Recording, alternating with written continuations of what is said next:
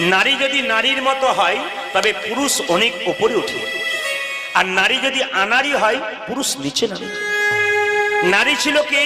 রামী, রজকিনীর মেয়ে, চণ্ডীদাসকে পদকর্তা তৈরি করেছিল। নারী ছিল কে?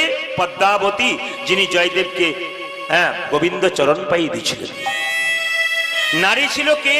চিন্তামণি, পতিতা মেয়ে হয়ে বিল্লমঙ্গলকে কৃষ্ণের চরণ পাইয়ে দিয়েছিল।